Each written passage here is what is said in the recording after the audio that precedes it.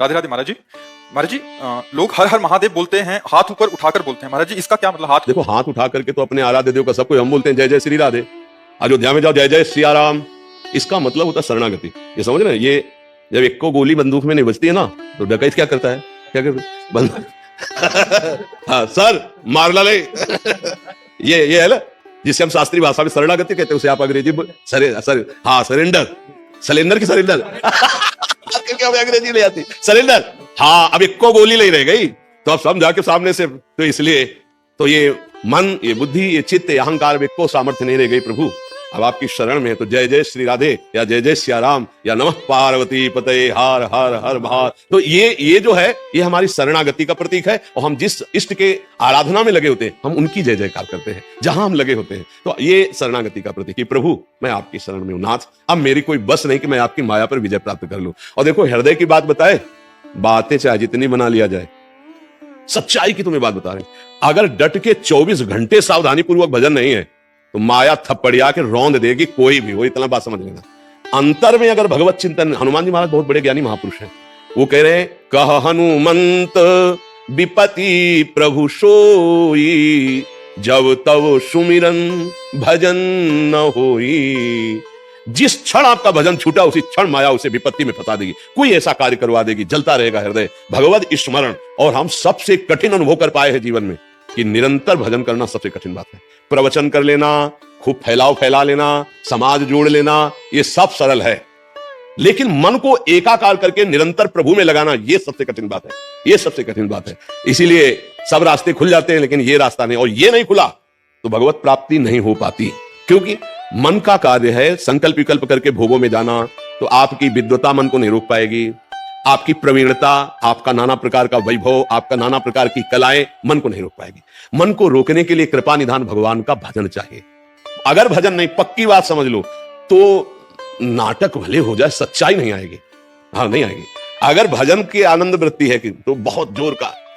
कई बार हमने कहा है कि अध्यात्म कभी पैसे से नहीं मिलता और पैसे से कभी अध्यात्म नहीं खरीदा जा सकता। आज क्या हो रहा है? हाँ, क्योंकि वो संपत्ति नहीं है हमारे पास। कौन सी? नाम। भजन रूपी संपत्ति होगी फिर बात बन जाएगी। वो केवल पढ़े लिख करके तो आप देखो ना, हर डिपार्टमेंट में कितना विज्ञान विस्तृत हो गया है, कितना विस्तृत है। तो ये भी पढ़ाई है, शास्त्र पढ़ करके हम आपको प्रवचन सुना रहे, बोलने की कला, शब्दों का प्रयोग, लक्ष्यदार भाषण, ये सब कलाएं हैं। लेकिन परब्रह्म की अनुभूति के बिना अगर एक भी व्यक्ति का परिवर्तन कर दिया जाए तो हमें बता दो, अगर खुद उसका रसास्वादन नहीं लिए तो लाखों को प्रवचन सुना सकते, परिवर्तन एक का भी नहीं होगा। हमें लगता है कि अपने लोगों को भगवान का आश्रय लेकर नाम जप करते हुए आचरण पवित्र रखने चाहिए, बस इसी से सब ज्ञान प्राप्त हो जाएगा, सब ज्ञान प्राप्त हो जाएगा। आज जहां देखो अर्थ की प्रधानता है। अध्यात्म क्या है हमें ये बताओ, अध्यात्म क्या है? क्या हमारी बात सुन करके आप प्रभावित हो गए, इसको अध्यात्म कहते हैं? नहीं। अध्यात्म आप देखो हमारे ब्रह्म ऋषि उपनिषद तत्वदर्शी महापुरुषों की, एक बार उनके साथ संभाषण हुआ तो जीवन की धारा बदल गई, जीवन की धारा बदल गई। अगर निष्काम नहीं है प्रवचन करता तो धारा नहीं बदल सकता, क्योंकि धारा यही नहीं बदली तो वहां कैसे बदल जाएगी? निष्कामता। हमारे शास्त्र जो है ये निष्काम महामहिमा में उपस्थित करते हैं आपको, निष्कामता में। हम लोग सकामता में फंस गए हैं। आज जो अभी हमें उपदेश मिल रहे हैं वो घुमाकर शास्त्रों का अर्थ बदलकर सकामता की तरफ ले जाया जा रहा है। किसकी सकामता? आपकी कामना की पूर्ति होगी ऐसा प्रलोभन, और जिससे हमारी कामना की पूर्ति होगी वैसा प्रलोभन। कई तरह की ऐसी धारणाएं बनती चली जा रही कि सत्य वस्तु क्या है, भगवान क्या है, भगवत प्राप्ति का स्वभाव स्वरूप क्या है, ये सब ढकता चला जा रहा है। इसीलिए अच्छा, और अगर बोला गया तो एक की निंदा, दूसरे को सपोर्ट, तीसरे की अवहेलना, चौथे की निंदा, ये नहीं है, ये अध्यात्म नहीं है। अध्यात्म का स्वरूप ये नहीं।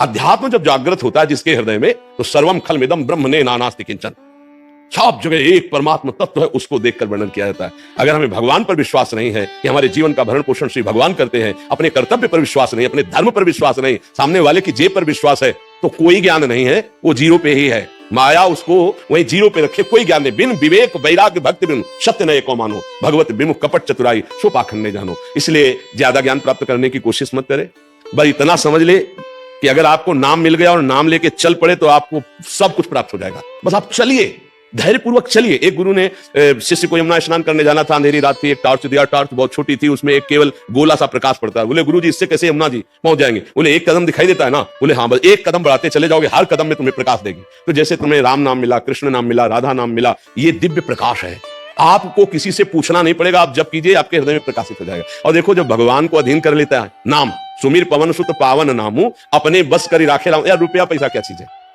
अच्छा रुपया का महत्व क्यों है? भोगों के कारण है ना। अगर रुपया से भोग सामग्री ना मिले तो रुपया का कोई महत्व नहीं। आप समझिए 2000 के नोट 1 ट्रक आपके घर भिजवा दिए जाए, आप कितने खुशी होंगे हमको बता दीजिए। आप नाराज हो जाएंगे, कबाड़ काय को डाल रहा है हमारे घर में, क्योंकि अब बंद हो गए, सुन 2000 बंद हो गए है ना, तो आप नाराज हो जाएंगे ना। और 500 का अगर केवल एक 500 मिल जाए दरवाजे में पड़ा तो चाहे जो कुछ हो आसपास देखो, क्यों उससे प्रियता क्यों? क्योंकि उससे भोग मिलते हैं। भोग की प्रियता क्यों? क्योंकि इंद्रियां हमारी उसमें सुख का अनुभव करती है।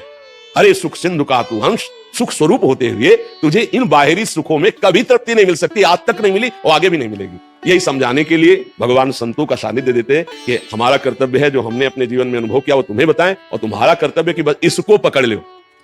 हमें कहीं भी ये नहीं लिखा कि धन से भगवत प्राप्ति होती है, कहीं नहीं लिखा।